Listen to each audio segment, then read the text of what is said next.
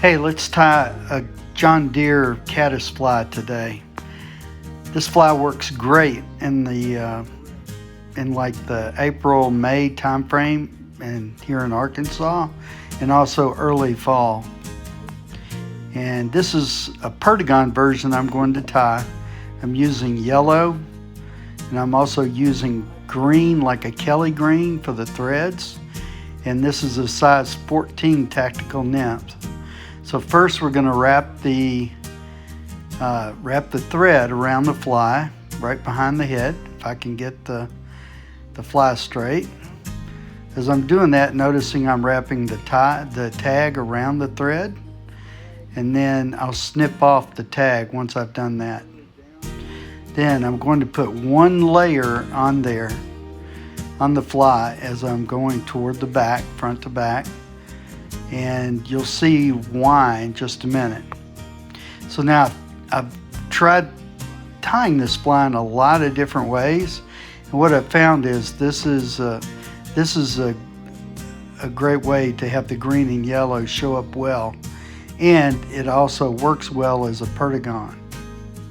Next, I'm laying the silver wire on top, and then I ran the thread over that to the curve of the hook.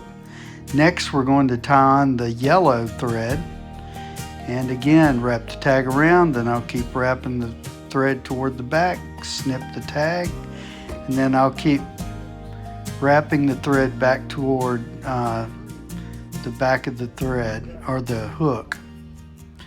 And I'm wanting to cover the green so we don't see it, and you'll see why in a minute. And I want to keep it sparse because this is a Perdigon.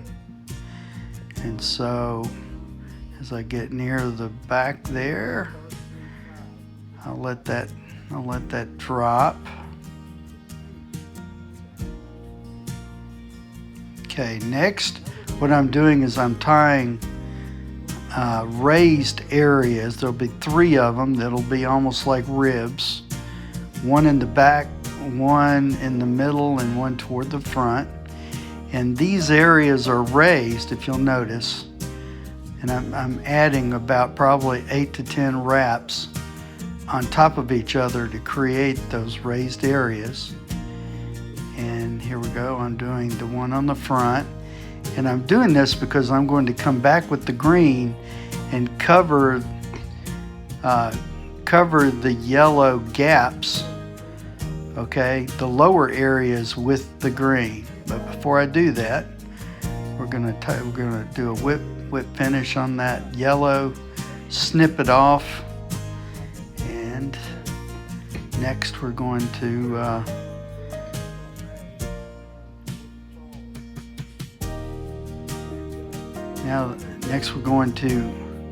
run that green now, as I said, around the gaps. I'm going to carefully go on each side of those raised areas, as you can see. So give it a consistent look. You want the yellow and the green to show up. And the way this is tied, there's more yellow in the bottom, and there will be more green on the top. And I think that's one of the things that makes this fly effective. It's really kind of an attractor caddis. So now we'll tie off the green. Actually, first, before we do that, I'm going to run from back to front the silver wire for ribbing. There'll be three ribs. Now we'll put the green over it. Snip the silver tag. Then I'll do a finish knot on the green after I hook my hook back in the vise. Sometimes my vise doesn't grip very well. It's an old vise and worn out. So I use my whip finisher. I'll go around 2 or 3 times. Now I'll pull that loop down, and there you go. It's nice and tight.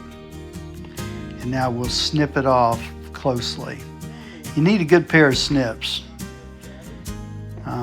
Don't spare on your snips, particularly they need to be able to cut close at the tip.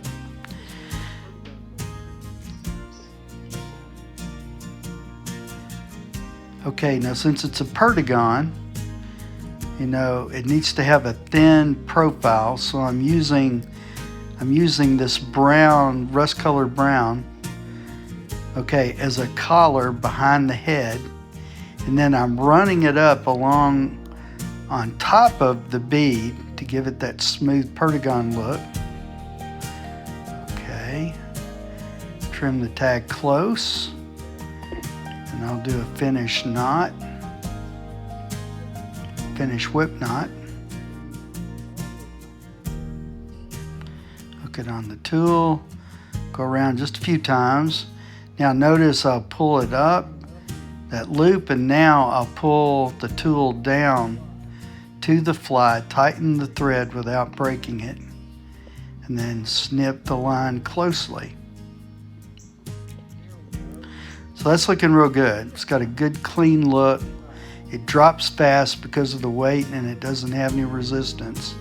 Then finally I'm putting on the UV, and this is flow type UV resin. And so I've got my UV light on there. I want to put it on there for like 10 or 15 seconds. I'm only putting one coat on there, but you could put two. And this fly works great in our tailwater during caddis season. So there you go. That's how you tie a John Deere caddis Perdigon.